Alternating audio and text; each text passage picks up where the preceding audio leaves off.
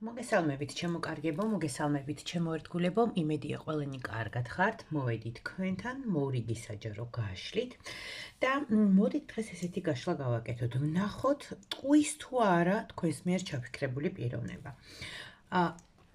რაში გატყუებთ თქვენი პარტნიორი და საერთოდ გატყუებთ თუ არა? პარტნიორი ვახსენე, იმიტომ რომ ალბათ უმეტესობა პარტნიორს ჩაიფიქრებთ. თუმცა თქვენ შეგიძლიათ ჩაიფიქროთ თქვენთვის სასურველი პიროვნება. გაშლაში გვექნება სამი ვარიანტი.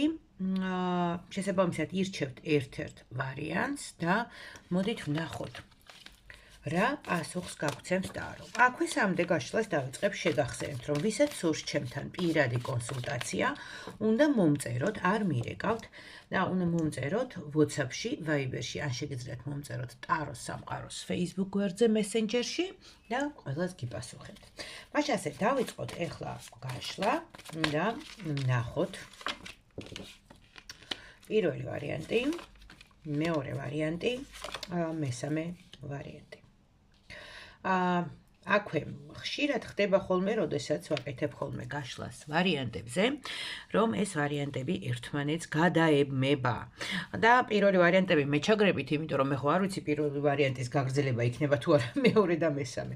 ამიტომ თუ აირჩევთ ხოლმე პირველ ვარიანტს, მაინც ნახეთ, რომ მეორე ვარიანტის ბოლოს ან მეორე ვარიანტს ხო არ ვეუბნები, რომ პირველსაც მოусვენთ, ანუ შევა თანხვედრა იყოს, ხო? ამიტომ პირველ ვარიანტებს გირჩევთ ხოლმე, რო არ დამეჩაგროთ, ხანდახან ყველა ვარიანტს უბრალოდ თვალი გადაავლოთ, რომ იქნებ იქ თქვენთვისაც საინტერესო ინფორმაცია არის და ხდება თანხვედრა ვარიანტების. მაშასე სამი ვარიანტი გვაქვს, რომ აღარ გაგუგრძელდეს და ბევრი არ ვილაპარაკო. პირველი ვარიანტი მოდით იყოს ამეთვისტო. მეორე ვარიანტი იყოს ფირუზი და მესამე ვარიანტი მოდით იყოს მთისბროლი. მე მგონი სამივე ვარიანტი ჩანს კარგად, თხოვეს რომ კადრში უფრო ახლოს მოწიო და ჩემი საყვარელი მაგიდა. საჯარო გაშლებისთვის რა საშუალებასაც მაძლევს, მაქსიმალურად გავაკეთე. აირჩიეთ ერთ-ერთი ვარიანტი და ვნახოთ რა პასუხებს გაგვცემს ტარო. გატყუებთ თუ არა თქვენს მიერ ჩაფიქრებული პიროვნება და თუ გატყუებთ რაში მდგომარეობს მისი ტყუილი. დავიწყოთ პირველი ვარიანტით, გადავდოთ დროებით მეორე და მესამე ვარიანტი და ვნახოთ პირველი ვარიანტი ამეთვისტო ვინ შეარჩია და ვნახოთ გატყუებთ თუ არა ეს ადამიანი.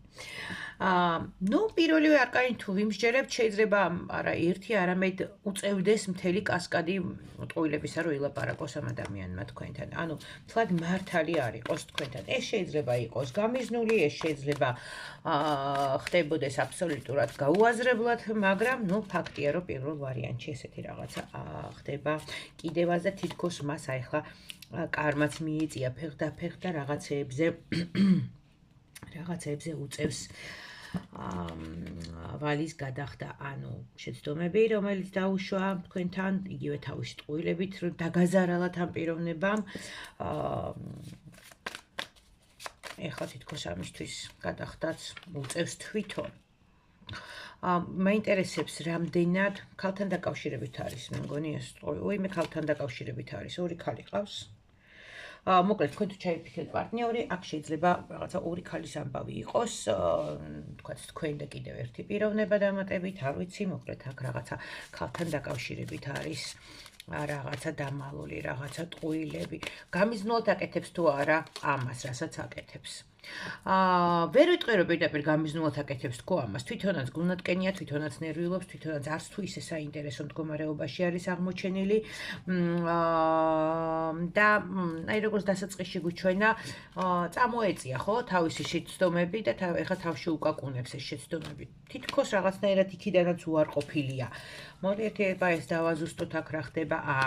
უარყოფილი კი არა, ნახეთ როგორი ამბავი არის აქ. სიტუაცია აქ ვითარდება შემდეგნაირად. პირველი ვარიანტი ისეთ საინტერესო ვარიანტია, რომ ალბათ ჩავშლიდი ამას უფრო მეტად, მაგრამ ვნახოთ მერე, შეიძლება ამ შინაარსით გავაკეთოთ მერე ერთ ვარიანტზე გაშლა, გამოხმაურებას ველოდები, ვისაც ამის სურვილი ექნება კონკრეტულად ამ თემაზე პირველ ვარიანტებს. ნახეთ როგორი სიტუაცია არის აქ.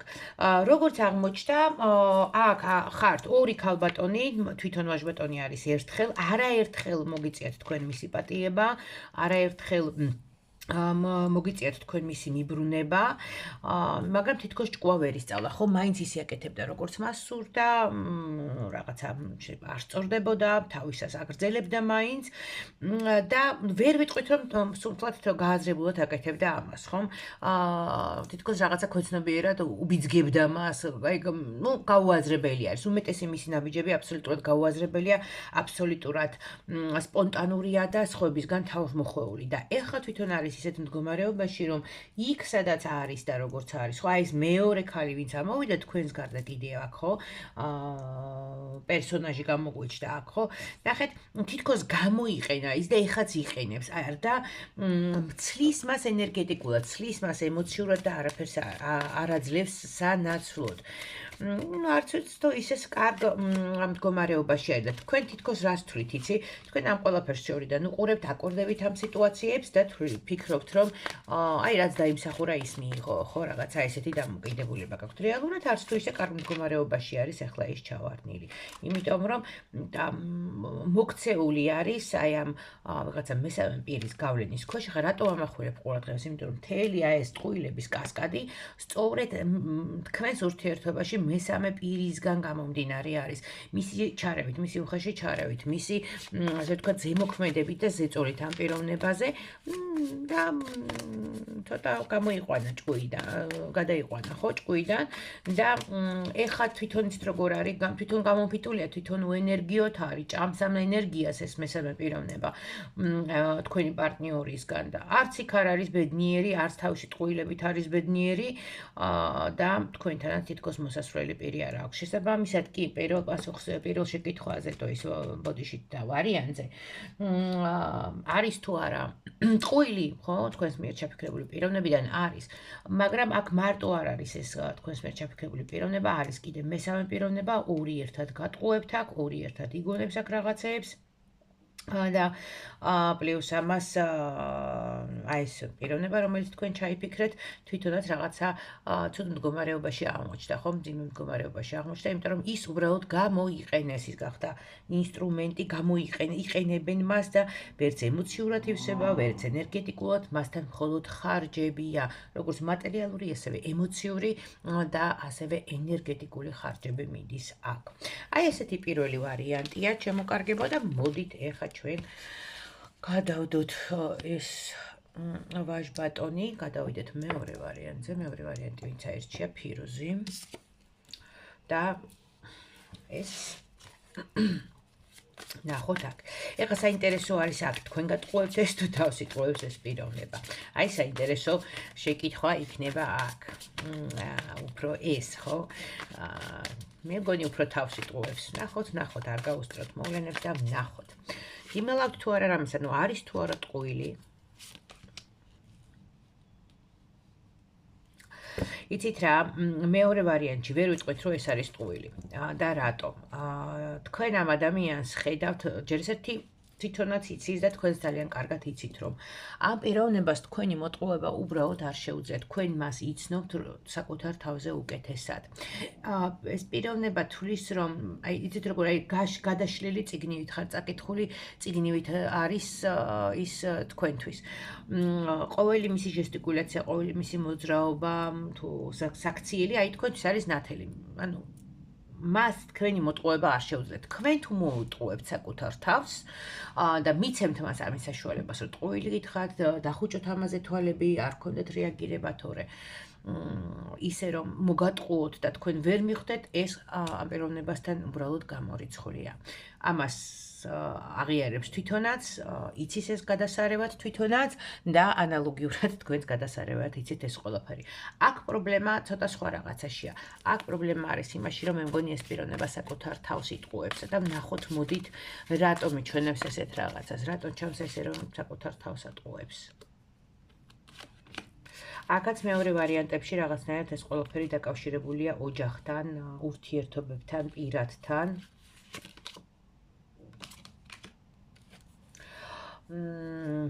აი დასაწყისში მე ვახსენე, ხო, სამდე გაშლას დავიწყებდი, რომ თითქოს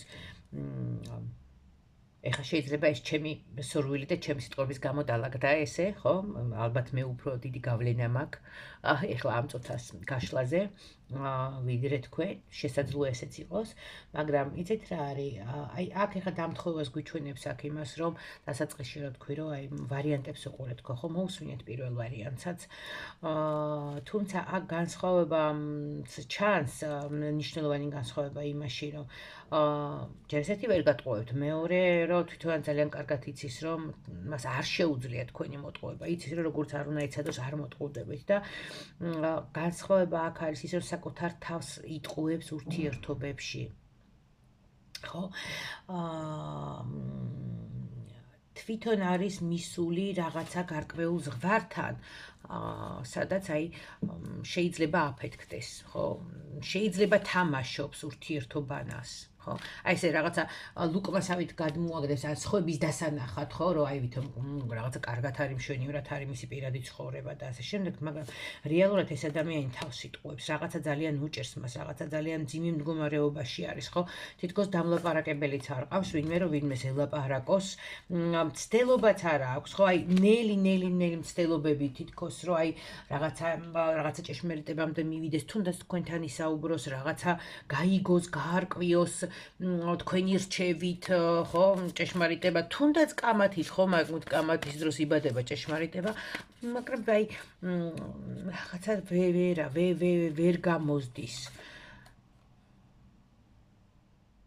აქაც ქალი, ისევ ქალები, ნუ ბუნებრივია უმეტესობა მაყურებლები ქალები ხართ, მისმენთ და მამაკაცი ყავთ ჩაფიქრებული და ბუნებრივია აბსოლუტურ უმრავლესობას ეყოლება ჩაფიქრებული პარტნიორი, ხო, ყველაზე მეტად მისგან გვაინტერესებს ხოლმე მოდის თუ არა ტყუილები. აქ ეს ადამიანი თავის თავს ატყუებს. არც არავის არ ჯერა ეს მისი მოჩვენებითი ბედნიერებას. აი მეორე ვარიანტი არის მათთვის, ვინც უკვე აი იცით რომ უბრალოდ პიროვნება, რომელიც თქვენ ჩაიფიქრეთ, მოჩვენებით ბედნიერებაშია, ილუზორულ ბედნიერებაშია და ეს ადამიანი ცდილობს რომ თავის თავი დააჯეროს და მოატყუოს, რომ საკუთარი თავი არა თქვენ, არა სხვა, არამედ საკუთარი თავი, რომ ყველაფერი კარგად არის. თუმცა ეხლა რაღაცა იმ კონდიციამდე არის მისული, რომ თვითონაც ხვდება, რომ მისი რეალობა ცოტა სხვანაირია. თითქოს ვარდისფერი სათვალეები ჩაემსხვრა. აქ არა, ეს პიროვნება თქვენ ვერ მოგატყუებთ, როგორც არ უნდა. ისევ და ისევ გავიმეორებთ. თქვენ საკუთარ თავს თუ მოატყუებთ და მიცემთ მას საშუალებას, ხო, აი მოგატყუათ და თქვენ ვითომ დაიჯერეთ, ვითომ გჯერათ მის არა და თქვენ სამდე ტყუილის თქმას დააპირებს, მანამდე უკვე სიმართლე იცით მის შესახებ. ძალიან საინტერესოა თქვენთან როგორ რეზონირდება და აი ძალიან საინტერესო იქნება თუ დაწერთ კომენტარებში. ეხლა კიდე რას გვიჩვენებს აქ? უფრო გამახვილებული არის აქ როგორ წყვილზე იცით, ოჯახურ წყვილზე, ხო? აი ოჯახურ წყვილზე, ვისაც ესეთი სტაბილური მდითხნიანი ურთიერთობა აქვს. ძალიან ეშინია მას თქვენი გაკიცხვისთან. თითქოს თქვენ მას ეუნებოდით, გააფრთხილებდით. ნახეთ, ახლა რა არის. აი აქ გვიჩვენა ხო, რომ აი თითქოს უნდა მოსვლა რაღაც აი ჭეშმარიტება, რომ გაიგოს ხო, ეზიაროს ამას თქვენთან ერთად გამოერკვეს, ისაუბროს პრობლემებზე და არ გამოსდის, ხო? და რატო არ ხდება კიდე ერთ-ერთი მიზეზი რა არის, ხო?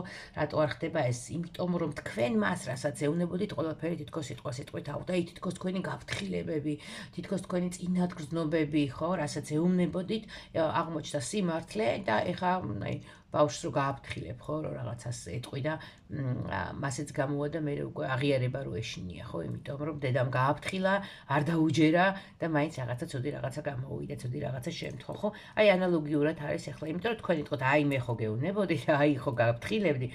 ნუ აი თქვენ ამ ადამიანს წინასწარ კითხულობთ, თქვენ ამ ადამიანს წინასწარ ხვდებით, რას გააკეთებს, როგორ მოიქცევა, ამ თავის ნაბიჯებს რა მოყვება, როგორ განვითარდება, აი ყველაფერს ამას ძალიან კარგად ხვდებით, ყველაფერს ამას ძალიან კარგად აანალიზებთ.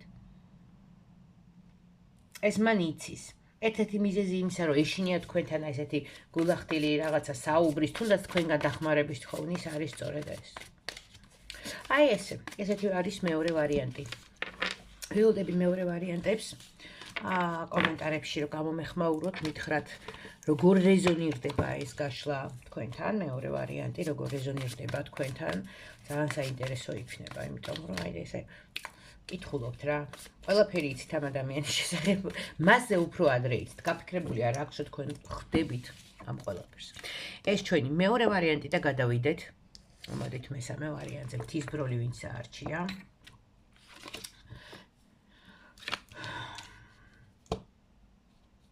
ამ ადამიანისთვის აი სცენაზეა ასული ეს პიროვნება და ირგებს სხვადასხვა როლებს.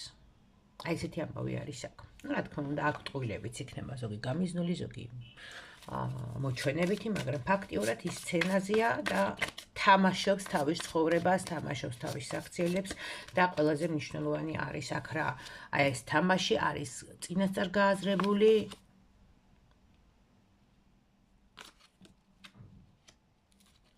თუ არა.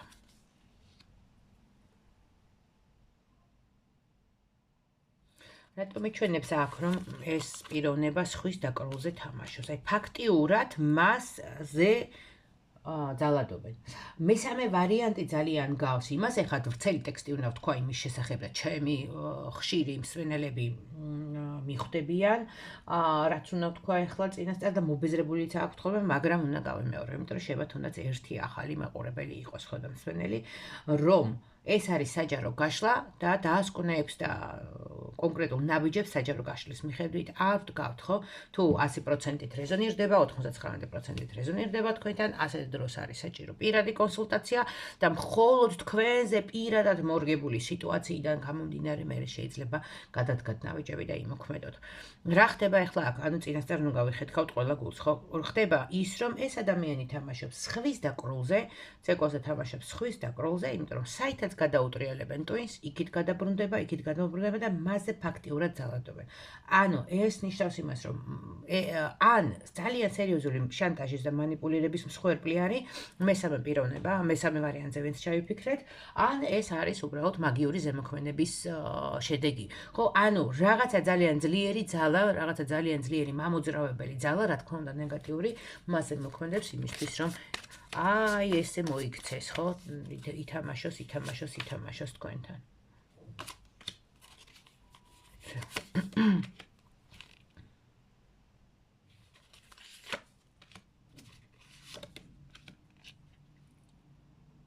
იცით რა, ეხლა მაინტერესებდა თქვენთან მიმართებაში,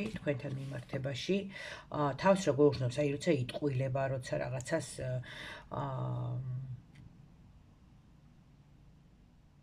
რეალურად აი თან მიჩვენებს, რომ აი რაღაცნაირად გაღმერთებთ, ხო? რეალურად მიჩვენებს, აი თითქოს აი გაფეთიშებული ყავთ რაღაცნაირად, აი რაღაცა პრედესტალზე ყავხართ აყვანილი, იმიტომ რომ მისთვის ხართ ძალიან განსხვავებული, ძალიან საოცარი, არ ვიცი, აი გამორჩეული, აი რაღაც ძალიან აღზევებული ყავხართ ამ ადამიანს თავის თვალში სხვა ქალებთან შედარებით, ხო? მაგრამ ამავდროულად თქვენთან თამაშობს ამას. საერთოდ ხართ ერთად ეხლა ამ ადამიანმა ოჯახი მიეტოვა. ეს არის პიროვნება, რომელმაც მიეტოვა ოჯახი, მიეტოვა შვილი, ან შვილები და სრული ამ სიტყვის მნიშვნელობით. პირველი და ბოლო არკანი გვიჩვენებს რას. უბრალოდ ძალიან მარტივად ესე სხვების დაკრულზე, ესე სცენაზე არის გამოსული, სხვების დაკრულზე თამაშობს და იქცევა. ტყუის იქცევა არასწორად, უწევს ტყუილების თქმა, უმეტესად შეიძლება გაუაზრებელი არის ეს მისი ტყუილები, ანუ პასუხი ჩვენ შეკითხვაზე რაც არის. უბრალოდ რა არის, იცით? ეს ამის მიზეზი აქ ჩანს. ამის მიზეზი არის ის, რომ ვიღაცა მასზე უბრალოდ ძალადობს, манипуლირებს, ძალიან ძლიერად აშანტაჟებს, ან უბრალოდ ამ ადამიანზე მაგიური ზემოქმედება რა ზოგადად მე არ მიყვარს ეს სიტყვა, ხო, ჩემს მსმენელებმა იცით. ჯადო, ხო? იმიტომ რომ ყველაფერს ჯადოს ეძახიან. თუმცა ყველაფერს თავის სახელი აქვს და ყველაფერს თავის სახელი უნდა დაერქვას, ხო? რაღაცა ნეგატიური ენერგეტიკული ძლიერი ზემოქმედება შეიძლება იყოს კიდევაც ამაზე. ან ძალიან სერიოზული შანტაჟი და მანიპულირება. და აი აქედან გამომდინარე, როგორც აი ესე მომწყდეული რო არის, ხო? კუთხეში უკვე მას უწევს შეცდომების დაშვება თქვენთან, ტყუილების თქმა თქვენთან და უკვე თქვენთან არა, უკვე ყველასთან თამაშობს. ხვდებით? აი შეიძლება თავის მშობლებთანაც ანალოგიურად უახლოეს ადამიანებთან უკვე ყველასთან სხვადასხვა როლი. ერთი როლი კი არ აქვს, რამდენიმე როლი აქვს მორგებული და ყველასთან სხვადასხვა როლს თამაშობს. აი ესე, მესამე ვარიანტები. ველოდები თქვენგანაც აუცილებლად გამოხმაურება, საინტერესოა როგორ რეზონირდება ეს გაშლა თქვენთან. თქვენ შეგახსენებთ, რომ ეს არის საჯარო გაშლა და ესე დასკვნები მხოლოდ საჯარო გაშლით ძალიან გთხოვთ. კი, რჩევები რაღაცები შეიძლება გაითვალისწინოთ, მაგრამ მნიშვნელოვან გადაწყვეტილებებს, მნიშვნელოვან ნაბიჯებს ნუ გადადგავთ მხოლოდ საჯარო გაშლის საფუძველზე. ყველა ძალიან დიდი მადლობა რომ ხართ ჩემი არხის გამომწერები, ვინც არ ხართ, იმედია გამოიწერთ ჩემ არხს, მოიწონებთ ასევე. ყველას ძალიან დიდი მადლობა გამოხმაურებისთვის, კომენტარებისთვის, მოწონებისთვის. თითოეულ თქვენგან დიდი მადლობა აქტიურობისთვის. მეულებ ბედნიერებას, სიყვარულს, სიხარულს და კეთილდღეობას გისურვებთ.